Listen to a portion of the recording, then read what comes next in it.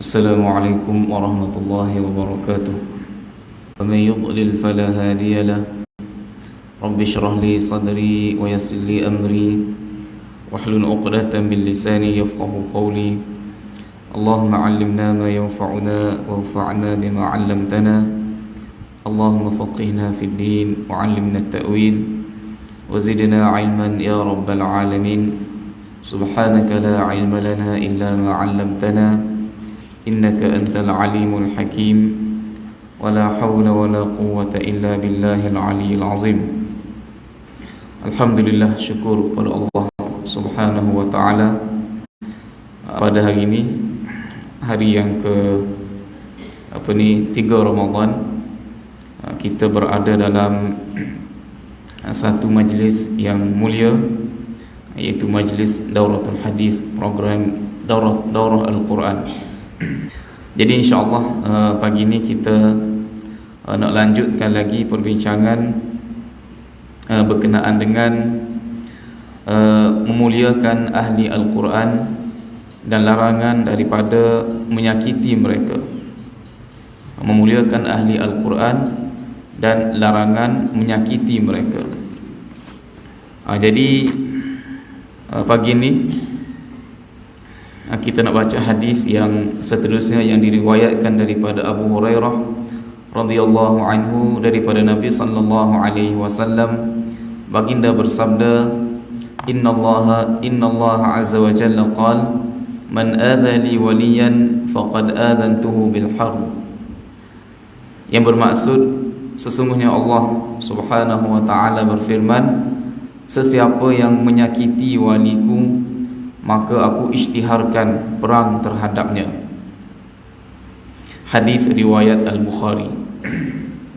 Jadi dalam hadis ini Nabi sallallahu alaihi wasallam memperkenalkan kepada kita satu golongan manusia yang mulia di sisi Allah Subhanahu wa taala dan juga di sisi Nabi sallallahu alaihi wasallam, iaitu orang yang dipanggil wali. Orang yang dipanggil wali. Wali ini asal maknanya dekat. Dekat. Jadi yang dimaksudkan dengan dekat ialah dekat dengan Allah Subhanahu wa taala dan juga dekat dengan Nabi sallallahu alaihi wasallam dengan cara mereka beramal, mereka melaksanakan perintah-perintah Allah Subhanahu wa taala dan menjauhi segala larangan Allah Subhanahu wa taala.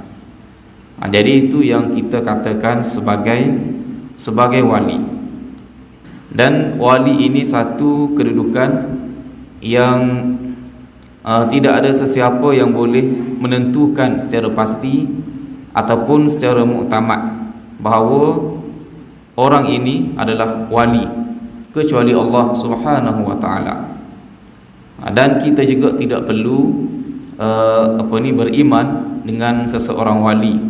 Tidak wajib untuk kita mengetahui wali-wali, para wali, sebagaimana kita wajib mengetahui para nabi, para rasul. Jadi ini bukannya satu i'tiqad yang perlu kita imani. Berbeza dengan setengah pihak, ada setengah pihak mengajarkan kita kena kenal wali itu, wali ini, kita kena ikut mereka, kita kena begini tentang wali. Sebenarnya wali-wali ini tidak mesti orang yang di kalangan alim ulama mesti baru boleh jadi wali. Wali ini orang yang taat kepada perintah Allah dan menjauhi segala larangan Allah Subhanahu wa taala dengan tulus ikhlas. Itu wali. Cuma dalam hadis ini Nabi sallallahu alaihi wasallam meletakkan wali ini pada kedudukan yang mulia, yakni sesiapa sahaja menyakiti wali, yakni wali, jika kita kaitkan dengan bab ini, jika kita kaitkan dengan bab adab keistimewaan membaca Al-Quran dan para pembacanya, maka kita dapat pastikan bahawa wali itu ialah orang yang mendampingi Al-Quran, orang yang tahu tentang Al-Quran dan beramal dengannya, sebab tidak ada cara lain untuk menjadi wali melainkan kita kena memahami, mengetahui kandungan-kandungan Al-Quran dan berusaha sungguh-sungguh untuk mengamalkannya. Jadi orang yang mengetahui Al-Quran adalah orang yang paling berpotensi untuk menjadi wali Allah Subhanahu wa ta'ala. Sebab dengan mengetahui Al-Quran, dia tahu apakah itu hak-hak Allah, bagaimana nak jadi orang yang taat pada Allah dan nak mengelakkan diri daripada menjadi orang yang derhaka kepada Allah Subhanahu wa ta'ala. Jadi kira-kiranya apa yang Nabi disebutkan dalam hadis sebelum ni, khairukum man ta'allama al-Qur'ana wa 'allamah, kira-kiranya itu adalah wali Allah Subhanahu wa ta'ala, orang yang mempelajari Al-Quran betul-betul dan mengajarkan Al-Quran dengan betul. Jadi kira-kira itulah wali Allah Subhanahu wa ta'ala. Jadi sesiapa yang menyakiti ahli Al-Quran, ahli Al-Quran, maka Nabi SAW sebut dalam hadis ini, maka aku isytiharkan perang terhadapnya. Sebab bila dia menyakiti ahli Al-Quran, maka tersekat, terhalanglah dia mendapat faedah daripada agama yang terkandung dalam Al-Quran. Maka sebab tu Nabi SAW sebut adzantuhu bil harb. Menyakiti ahli Al-Quran adalah satu bentuk as-saddu anis sabil, yakni menyekat sama ada dirinya sendiri ataupun orang lain daripada mengenali jalan Allah, daripada mengenali hidayah Allah Subhanahu wa ta'ala. Jadi sebab tu ahli Al-Quran tidak sepatutnya disakiti, tidak sepatutnya dikenakan hukuman-hukuman yang tertentu, yang pelik-pelik. Sebagai contoh, kalau di tempat kita ni, kadang-kadang berlaku kes-kes yang yang luar biasa. Ahli Al-Quran, yakni alim ulama, tidak dibenarkan menyampaikan, kita kata, kuliah ilmu kepada masyarakat. Sedangkan pada masa yang sama, orang yang menghina Al-Quran dengan cara mengajarkan perkara-perkara yang bertentangan dengan Al-Quran, mendakwa mereka itu wali dengan keramat-keramat tertentu, dibenarkan pula dengan berleluasa mengajar agama. Jadi itu pun satu bentuk menyakiti ahli Al-Quran, membuat sekatan-sekatan yang tertentu. Kalau di setengah-setengah tempat dipenjarakan, macam-macam yang telah dikenakan kepada ahli Al-Quran. Jadi ini satu cabaran, ini juga satu cabaran yang mesti dihadapi oleh ahli Al-Quran yang kita kata wali Allah Subhanahu wa ta'ala. Kita katakan wali Allah hanya mengambil kira zahir sahaja. Hak muktamadnya, hak pastinya Allah Subhanahu wa ta'ala sahaja yang mengetahui seseorang itu wali ataupun sebaliknya. Lepas tu hadis yang seterusnya, yang ini tidak berkait sebenarnya dengan apa yang kita bincangkan di sini. Yakni hadis ini berkenaan dengan kelebihan sembahyang subuh. Maka orang itu akan mendapat jaminan pemeliharaan daripada Allah Subhanahu wa ta'ala. Tapi hadis ini tidak ada kaitan sebenarnya dengan bab yang kita bincangkan. Wallahu a'lam kenapa Al-Imam An-Nawawi rahimahullah kemukakan hadis ini di sini. Tak apalah, kita tinggalkan hadis tersebut. Kita terus kepada kata-kata Imam Nawawi. Dia kata dua imam yang agung, iaitu Al-Imam Abu Hanifah dan Al-Imam Syafi'i rahimahumullah, turut meriwayatkan dengan mereka berkata, jika ulama bukan wali Allah, maka Allah tidak mempunyai wali. Jika ahli Al-Quran yang mempelajari Al-Quran, mengajarkan Al-Quran, yang kita panggil sebagai ulama, jika mereka itu bukan wali, maka siapa lagi wali Allah? Maka Imam Syafi'i kata, Kalau mereka tidak wali, bermakna tak ada adalah wali Allah. Sebab wali Allah ni orang yang paling mahir tentang Al-Quran, paling banyak beramal dengan Al-Quran. Imam Al-Hafiz Abul Qasim Ibnu Asakir berkata, ketahuilah wahai saudaraku, semoga Allah memberi petunjuk kepadamu ke arah redha-Nya dan menjadikan kita termasuk daripada kalangan orang yang takut dan bertakwa kepadanya dengan sebenar. Sesungguhnya daging ulama adalah beracun, dan kebiasaan Allah untuk menyingkap tabir orang yang mencela mereka itu merupakan suatu perkara yang dimaklumi. Sesiapa yang mengaibkan ulama dengan ucapan lidahnya, Allah Ta'ala akan menimpakan bala ke atasnya dengan mematikan hatinya sebelum dia meninggal dunia.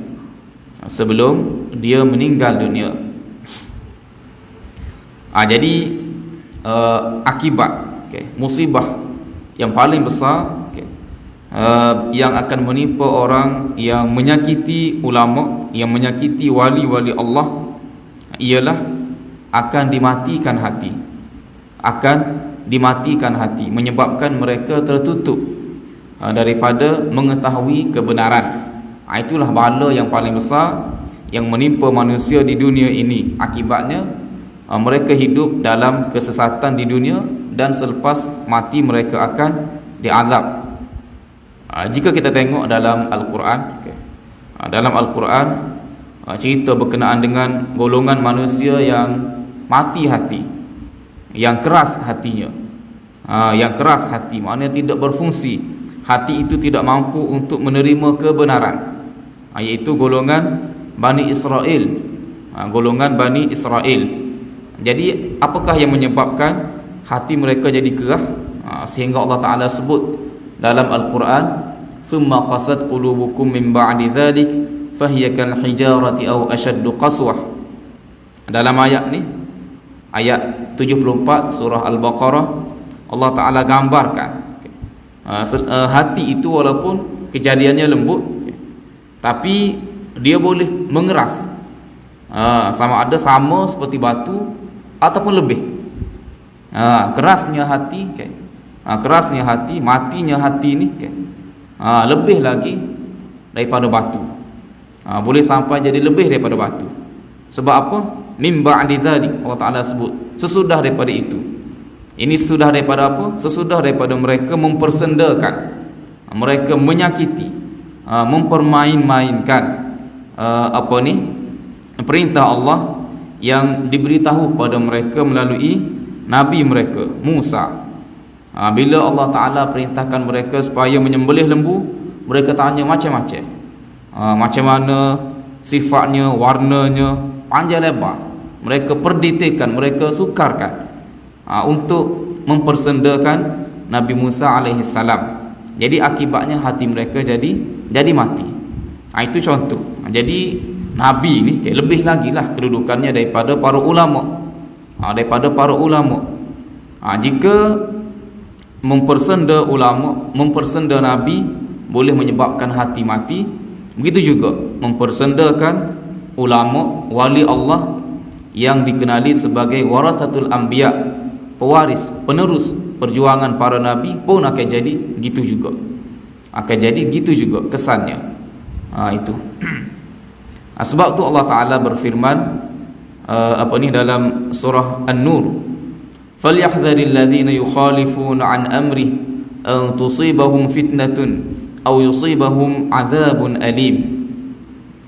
Oleh itu hendaklah mereka yang mengingkari perintahnya beringat serta berjaga-jaga, jangan mereka ditimpa bala bencana atau ditimpa azab seksa yang tidak terperi sakitnya. Jadi sebenarnya ayat ni, sebelum dia ada sedikit lagi ayat, iaitu larangan Allah Subhanahu wa taala supaya tidak memandang remeh seruan Nabi sallallahu alaihi wasallam, la taj'alu du'a ar-rasul bainakum ka du'a'i ba'dikum ba'dha qad ya'lamu Allahu alladhina yatasallaluna minkum liwadha falyahdharil ladzina yukhalifuna an amrihi an tusibahum fitnah aw yusibahum adzabun alim. Jadi dalam ayat ini Allah Ta'ala berfirman, janganlah kamu jadikan seruan atau panggilan Rasulullah sallallahu alaihi wasallam di antara kamu seperti panggilan atau seruan sesama kamu. Sebab Nabi sallallahu alaihi wasallam tidak memanggil, tidak menyeru, melainkan untuk mengajarkan mengajarkan tentang kebenaran, mengajarkan ayat-ayat Allah, mengajarkan agama.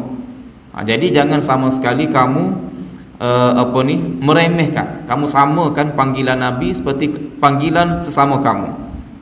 Sesungguhnya Allah mengetahui orang-orang di antara kamu yang menarik diri keluar dari majlis Nabi sallallahu alaihi wasallam secara berselindung dan bersembunyi, yakni golongan munafik.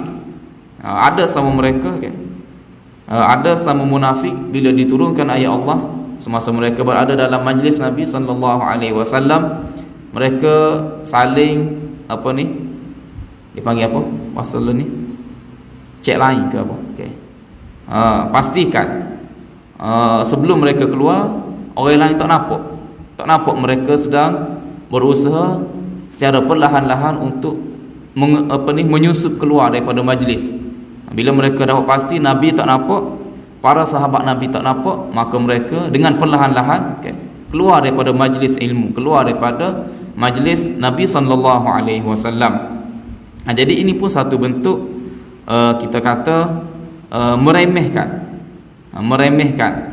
mengabaikan ayat-ayat Allah, mengabaikan seruan Nabi, dan sama juga seruan para alim ulama, ahli Al-Quran. Jika kata-kata mereka, ajaran mereka kita ketepikan, maka masyarakat itu kesannya akan kita kata akan jadi sebuah masyarakat yang sangat sukar untuk menerima kebenaran, akan dimatikan hatinya. Itu. Jadi itulah beberapa ayat dan beberapa hadis yang menyatakan kemuliaan ahli Al-Quran dan larangan daripada menyakiti mereka. Jadi sikap kita dengan ahli ilmu, para alim ulama, ialah kita hendaklah memuliakan mereka, meletakkan mereka pada tempat yang tertinggi, dan sentiasa bersiap sedia untuk mendengar kita kata ajaran mereka, suluhan mereka, agar hati kita ini hidup, hati kita ini dekat dengan kebenaran. Jadi habis bab yang ketiga. Kita masuk bab yang keempat, iaitu adab guru dan penuntut Al-Quran. Adab guru dan penuntut Al-Quran. Jadi Imam Nawawi sebutkan di sini, bab ini dan dua bab seterusnya adalah fokus utama penulisan kitab ini. Bab ini cukup panjang dan meluas. Aku sajikan semua kandungan utamanya secara ringkas dalam beberapa fasal supaya mudah diingati dan diteliti, insya-Allah. Jadi adab-adab guru, ini adab yang mesti menghiasi guru-guru Al-Quran.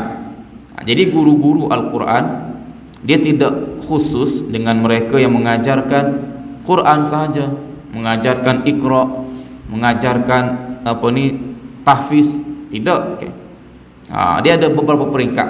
Paling rendah mengajar Iqra, tinggi sikit mengajar tajwid, tinggi sikit mengajar tahfiz, tinggi lagi alim ulama lah. Alim ulama yang mengetahui tentang, memahami tentang makna-makna Al-Quran, tafsiran-tafsirannya. Jadi kira-kiranya semua termasuk dalam orang panggil guru Al-Quran. Tidak khusus dengan mereka yang mengajar tajwid sahaja, yang mengajar Iqra sahaja. Tidak. Jadi adab yang pertama, niat lillahi ta'ala, yakni ikhlas kepada Allah Subhanahu wa ta'ala. Niat ikhlas kepada Allah Subhanahu wa ta'ala. Jadi ikhlas ini satu benda yang sangat penting, yang sangat besar, yang sangat yang sangat diperlukan untuk melakukan kerja-kerja agama. Begitu juga urusan-urusan dunia pun kita perlukan keikhlasan. Apatah lagi perkara-perkara yang melibatkan urusan agama.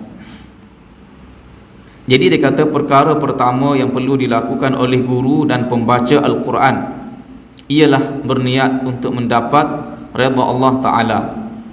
Firman Allah Ta'ala, وَمَا أُمِرُوا إِلَّا لِيَعْبُدُوا اللَّهَ مُخْلِصِينَ لَهُ الدِّينَ حُنَفَاءَ وَيُقِيمُوا الصَّلَاةَ وَيُؤْتُوا الزَّكَاةَ وَذَلِكَ دِينُ الْقَيِّمَةِ. Artinya tidaklah mereka diperintahkan melainkan untuk mentaati Allah dengan ikhlas, mukhlisina lahuddin, tetap teguh di atas landasan tauhid, dan supaya mereka mendirikan salat dan menunaikan zakat. Demikian itulah agama yang lurus. Lepas tu dia kata lagi, diriwayatkan dalam Sahih Al-Bukhari dan Sahih Muslim daripada Umar bin Al-Khattab radhiyallahu anhu, daripada Rasulullah sallallahu alaihi wasallam, baginda bersabda, innamal a'malu binniyat wa innama likulli imri'in ma nawa. Sesungguhnya setiap amalan bergantung kepada niat, dan setiap orang mendapat apa yang dia niatkan. Hadis ni masyhur, selalu dibaca di mana-mana. Hadis ini termasuk daripada perkara-perkara dasar Islam. Kami meriwayatkan daripada Ibnu Abbas radhiyallahu anhuma, beliau berkata, sesungguhnya seorang lelaki dapat menghafal Al-Quran berdasarkan kadar niatnya. Kami juga meriwayatkan daripada selain beliau yang mengatakan, sesungguhnya manusia diberi sesuatu ganjaran berdasarkan niat mereka. Berdasarkan niat mereka. Jadi dalam bab mengajar Al-Quran dan mempelajari Al-Quran Ibnu Abbas mengatakan kejayaan seseorang lelaki itu dapat menghafal Al-Quran berdasarkan kadar niat dia. Jadi kejayaan menghafal Al-Quran, mengajarkan Al-Quran, nombor satu sekali dia bergantung kepada niat. Sejauh mana niat kita, maka sejauh itulah Allah Subhanahu wa ta'ala insya-Allah akan kabulkan niat kita. Walaupun kita bermula pengajian itu dengan suasana, dengan fasiliti yang paling simple, paling kita kata dhaif. Tapi jika kita ikhlas, tepat, kita sendiri akan dimuliakan, Allah Ta'ala akan kembangkan. Sebab itulah kalau kita tengok contoh pusat-pusat pengajian yang berkembang daripada tidak ada apa-apa, daripada hanya belajar di atas timbunan pasir, seorang guru, seorang murid. Asas kita kata berkembangnya Darul Ulum Deoband di India bermula daripada seorang guru dan seorang murid atas pasir.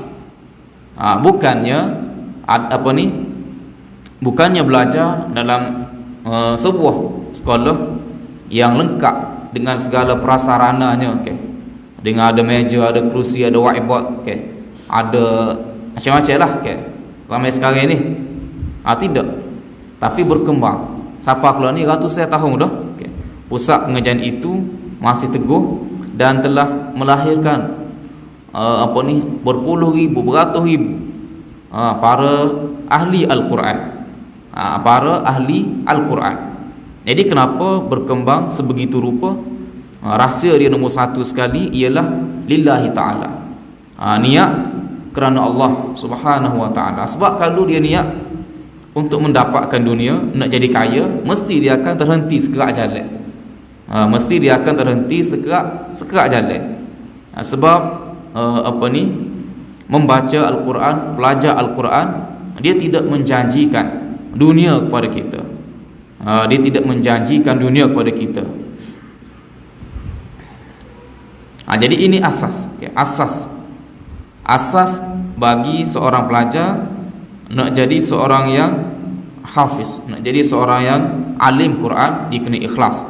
Begitu juga asas seorang guru nak mengajarkan Al-Quran, dia kena ikhlas. Begitu juga sesiapa yang menubuhkan pusat-pusat pengajian, asasnya dia kena ikhlas.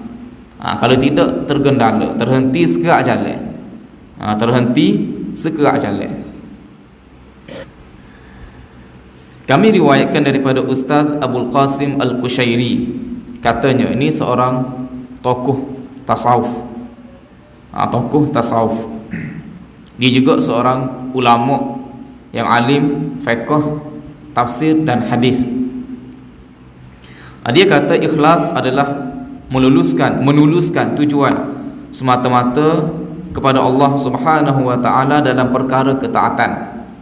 Maksudnya di sebalik suatu amalan ketaatan, seseorang itu ingin mendekatkan diri kepada Allah. Itu yang dimaksudkan di sebalik ketaatan. Dia sembahyang, dia sedekah, dia berpuasa dan apa? Dia belajar Al-Quran, dia mengajar Al-Quran. Tidak ada maksud yang lain kecuali ingin mendekatkan diri kepada Allah tanpa mengharapkan perkara lain, seperti sengaja menunjuk-nunjuk di hadapan makhluk, berusaha mendapat pujian manusia atau kecintaan makhluk yang menyanjung orang tersebut, atau apa tujuan sekalipun selain mendekatkan diri kepada Allah Ta'ala. Tidak untuk menjadi masyhur, tidak untuk menjadi popular, untuk mendapatkan jutaan followers. Ni tidak sama dengan influencer. Kalau zaman sekarang ni influencer, dia mesti mencari followers. Dia mesti mencari likers untuk menaikkan dia punya pekerjaan, untuk mendapatkan jaran. Tapi ahli Al-Quran bukan itu matlamatnya. Katanya lagi, bolehlah dikatakan, ini ringkasan kepada ikhlas. Ikhlas adalah penyucian suatu amalan daripada perhatian seluruh makhluk. Penyucian suatu amalan daripada perhatian seluruh makhluk. Jadi kita mengajar Al-Quran, kita belajar Al-Quran, sama ada orang ramai memberikan perhatian, mendapat sambutan ataupun tidak terhadap usaha kita, itu kita tidak pedulikan sangat. Kita tidak peduli sama ada mereka memberikan sambutan terhadap usaha kita ataupun tidak, itu kita tidak peduli. Yang penting kita kita kekal, teguh untuk mengajarkan Al-Quran. Dalam sebuah riwayat daripada Hudzaifah Al-Mar'ashi, ini salah seorang ahadul awliya, salah seorang wali Allah, anak murid kepada Sufyan Ats-Tsauri yang kita bincang dah sebelum ini. Dia kata ikhlas ialah perbuatan seorang hamba yang sama dari sudut zahir dan batin. Dari sudut zahir dan batin sama.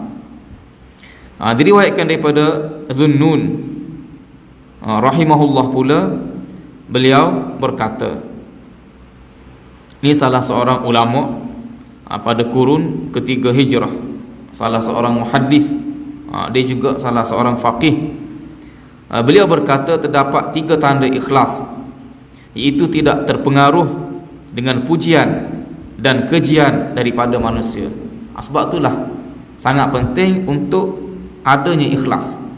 Sebab sama ada manusia memuji ataupun mengeji, itu tidak akan menghentikan usaha kita, itu tidak akan membantutkan pengajian kita. Saya rasa wallahu a'lam, zaman sekarang ini mungkin lebih tak banyak sangat ujian belajar Al-Quran, ujian menjadi guru Al-Quran, mungkin kuranglah sikit, sebab masyarakat sudah mula memahami kepentingan mempelajari Al-Quran. Kalau zaman dahulu mungkin setiap daripada pelajar dia akan berdepan dengan tekanan. Bila belajar Quran, masyarakat akan tanya, apa masa depan kamu? Masa depan. Masa depan. Padahal sepatutnya masa depan kita ialah Quran itulah. Itulah masa depan kita yang sebenar. Tapi bagi mereka, masyarakat awam yang terhad maklumatnya, bagi mereka masa depan ialah mendapat pekerjaan yang baik, ada pendapatan yang lumayan dan seumpamanya. Jadi sebab itulah kita tengok member-member kita, rakan-rakan kita belajar sekerak jalan, lepas tu berhenti. Sama ada kerana ibu bapanya tertekan apabila ditanya tentang masa depan anaknya, ataupun anaknya sendiri yang tidak boleh meneruskan pengajian sebab sudah hilang keyakinan dengan apa yang dia sedang pelajari sekarang. Dia hilang keyakinan sebab belajar Al-Quran secara, kita kata apa, secara tetapnya tidak meletakkan. Ni dalam sistem pengajian kita lah, dalam sistem di tempat kita, dia pengajian Al-Quran, dia tidak ada satu lorong khusus untuk pelajar tu lalui sehinggalah tamat pengajiannya. Tidak kata bila kalau belajar akademik dia adalah lorong-lorong tertentu nak jadi doktor ke apa. Jadi sebab tu ia mengganggu, ia mengganggu pelajar-pelajar. Begitu juga guru-guru Al-Quran. Lupa untuk melihat amalan dalam suatu amalan. Ini satu lagi sifat yang penting. Tanda ikhlas. Tidak terpengaruh, tidak terjejas dengan pujian ataupun kejian manusia. Ini yang kedua, tanda ikhlas, lupa untuk melihat amalan dalam suatu amalan. Maknanya dia teringat pun kebaikan-kebaikan yang telah dilakukannya. Bukan bermakna setiap kali dia buat kita kata kalau zaman sekarang ni, zaman mudah sekarang ni, setiap kali dia mengajar dia nak tengok.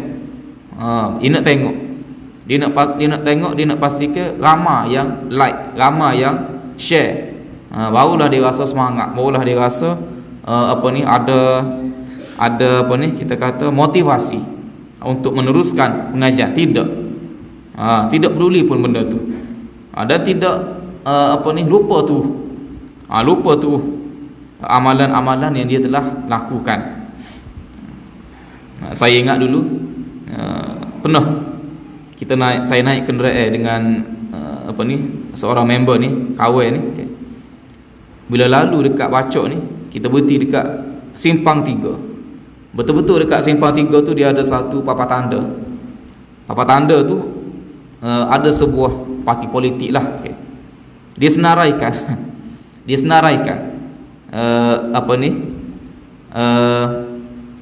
seorang ahli politik di sebuah kawasan. Dia senaraikan jasa-jasa dia kepada rakyat. Jasa-jasa dia kepada rakyat adalah beberapa. Jadi member tu kata hebat sebab dia boleh senarai ni sebab sikit sangat amalan dia. Sikit sangat amalan dia. Sebab tu dia ingat. Kalau banyak dia tak ingat dah. Kalau banyak dia tak ingat. Kalau dia ikhlas dia tak ingat. Tapi sebab dia ada something lah, dia ada benda yang tidak betul, sebab tu dia ingat. Dia buat tapi tanda khusus untuk menyenaraikan amalan-amalan jasa-jasanya kepada masyarakat di situ. Jadi saya pun tersentak dengan komen daripada member saat ni, dan mengharapkan ganjaran pahala amalan pada hari akhirat. Ini masih lagi berkenaan dengan makna ikhlas. Diriwayatkan daripada Al-Fudail bin Iyad, seorang muhaddis, katanya meninggalkan amalan kerana manusia adalah riak, dan beramal kerana manusia adalah syirik. Manakala ikhlas adalah apabila Allah menyelamatkan kamu daripada kedua-duanya. Meninggalkan amalan kerana manusia adalah riak, maknanya tidak buat kerana takut orang kata, takutkan kejian daripada masyarakat. Asalnya kita nak belajar dah, nak belajar dah, nak menuntut ilmu dah, nak buat amal soleh dah, tapi disebabkan kita tidak mahu dikenali sebagai orang yang alim, okay, orang yang warak dalam bahasa kita, okay. Kita pun tak ada buat. Kita lebih suka kita dikenali sebagai orang yang tidak alim, orang yang tidak dikenali dengan perwatakan biasa. Jadi sebenarnya Fudail bin Iyad kata itu riak. Itu riak. Menunjuk-nunjuk ni bukan bermakna menunjuk-nunjuk buat amal soleh sahaja. Okay. Tidak disebabkan tidak mahu orang tengok, disebab tidak beramal untuk mengelakkan manusia kata kita ni begini-begini, itu juga adalah riak. Menunjuk-nunjuk maknanya kita menunjukkan sisi sudut satu lagi diri kita, yakni sebagai orang yang tidak orang biasa sajalah, okay. Tidak suka beramal sangat, okay. Itu ramai manusia gitu sifat dia. Begitu juga anak-anak muda, okay. Anak-anak muda, remaja-remaja, mereka lebih bangga mereka dikenali sebagai orang yang kita kata berperwatakan biasa. Berperwatakan biasa, tidak dikenali sebagai pelajar tahfiz, sebagai contoh. Itu satu perkara yang memalukan, okay. Kalau pelajar perempuan, kalau pakai pakai telekung, labuh, okay. Itu orang panggil ustazah. Jadi ini perkara yang memalukan. Jadi sebab tu kalau dia berada di asrama setengah-setengah ni lah, okay. Dia pakai labuh, okay. Bila balik dia tidak mahu dikenali sebagai pelajar agama, orang panggil ustazah. Ia mahu dikenali sebagai orang biasa. Jadi dia pakai telekung, dia tak labuh. Jadi itu pun Fudail bin Iyad kata riak. Itu pun Fudail bin Iyad kata riak. Bukan bermakna riak ni semaya depa orang baca Quran banyak-banyak nak suruh orang tengok, tidak. Tidak beramal kerana manusia pun riak juga. Banyaklah kata-kata para ulama berkenaan dengan huraian makna ikhlas ni. Ada lagi beberapa yang yang disebutkan di sini. Cumanya saya nak sebut beberapa perkara lah, okay, berkenaan dengan ikhlas ni, okay. Ni adab seorang guru. Adab pertama seorang guru, okay. Khususnya kalau dalam kita ni kan, seperti saya ni lah, okay. Ataupun guru-guru yang lain di mana-mana sahaja, okay. Kita kena ikhlas, okay. Kita kena sentiasa menjaga niat kita.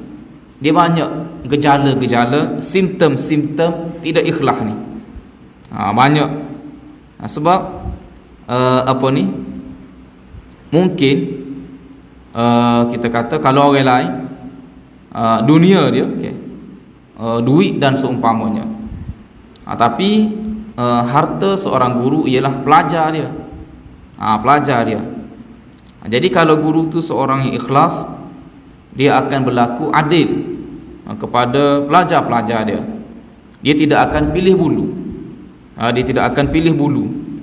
Tidak akan membeza-bezakan antara pelajar-pelajar dia. Jadi kalau guru tu membeza-bezakan antara pelajar dia, itu adalah salah satu tanda lah, tanda tidak sihat. Tanda tidak sihat. Kalau pelajar ni buat salah, terus dihukum. Pelajar ni buat salah, diabaikan. Dilepaskan sebab itu adalah pelajar kesukaan kita, sama ada kerana dia cerdik, okay, dia pintar, ataupun mungkin kerana dia anak orang kaya dan seumpamanya, okay. Jadi ini juga berlaku, okay. Berlaku di pusat-pusat pengajian. Pelajar-pelajar dalam kelas dia sangat merasakan layanan yang berbeza sesama rakan sekelas. Sebab guru ni dia ada dia ada masalah ni. Dia ada masalah pilih bulu ni. Dia ada masalah pilih bulu. Jadi ini satu bentuk kezaliman. Kezaliman dalam kita mengajarkan. Sebab pelajar ni walaupun dia tidak mungkin setengah-setengah pelajar tu tahap hafalan dia kuat. Dan ada juga pelajar yang lemah, okay, yang lemah. Jadi tugas seorang guru ialah bukannya mendidik pelajar-pelajar yang pintar saja. Tugas seorang guru ialah melatih kita kata tarbiyah, mengasuh, membentuk seorang pelajar daripada seorang yang lemah berubah menjadi seorang yang hebat, yang kuat sebagaimana Al-Imam Syafi'i rahimahullah. Dia ada seorang pelajar yang bernama Ar-Rabi' yang sangat lemah. Tetapi Al-Imam Syafi'i rahimahullah tidak pernah jemu mengajarkannya. Berpuluh kali diterangkan kepada pelajar tersebut tentang sesuatu masalah, masih tidak dapat memahaminya, sehingga Imam Syafi'i rahimahullah pergi khusus mengajar ke pelajar tersebut tentang masalah tertentu, sehingga akhirnya pelajar yang lemah itu menjadi anak muridnya yang setia, yang hebat, seorang ulama juga. Maknanya akal, IQ kita ni kita boleh pertingkatkan. Jadi sebab tu memerlukan kepada keikhlasan seorang guru. Tidak pilih-pilih bulu. Tidak pilih-pilih bulu. Ini satu penyakit yang sangat-sangat serius di pusat-pusat pengajian. Tidak pilih bulu. Lepas tu yang kedua, guru yang ikhlas. Seorang guru yang ikhlas, dia berprinsip. Dia tidak mengikut selera masyarakat, tidak mengikut selera umum. Kebenaran dia tetap akan sampaikan walaupun tidak disukai oleh masyarakat. Ini tanda ikhlas.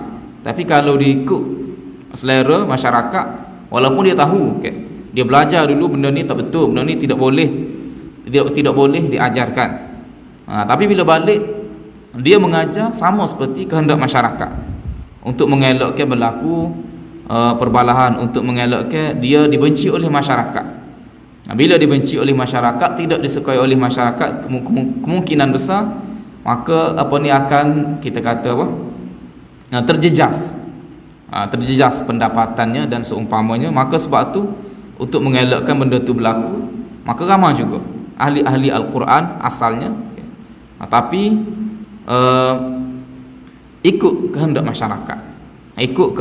masyarakat, sehingga tergadai ajaran agama mereka tidak sampaikan seperti apa yang terkandung dalam Al-Quran dan As-Sunnah Nabi sallallahu alaihi wasallam. Sebab tenggelam dalam arus masyarakat, tidak berprinsip. Ini juga satu bentuk ketidakikhlasan. Maknanya guru yang ikhlas dia berani. Dia tidak bimbangkan kejian daripada masyarakat. Dia juga tidak bimbangkan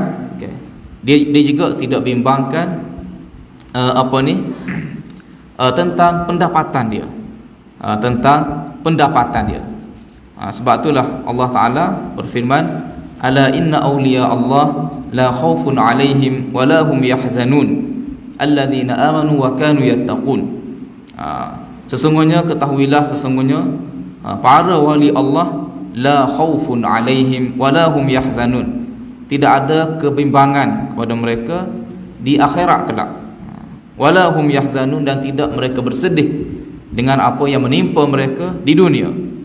Bila tidak ada khauf, bila tidak bimbang di akhirat dan tidak sedih dengan apa yang menimpa mereka di dunia, bermakna mereka ni orang yang berani, orang yang berprinsip, dan orang yang bahagia.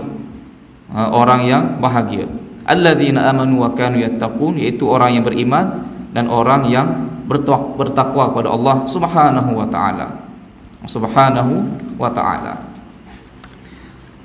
Lepas habislah adab yang pertama, iaitu ikhlas kerana Allah Subhanahu wa taala. Banyak lagi ada adab yang lain yang kita akan bincangkan insya-Allah. Adab yang seterusnya ini kita sambung kemudian. Wa akhiru da'wana alhamdulillahi rabbil alamin. Subhanakallahumma wa bihamdika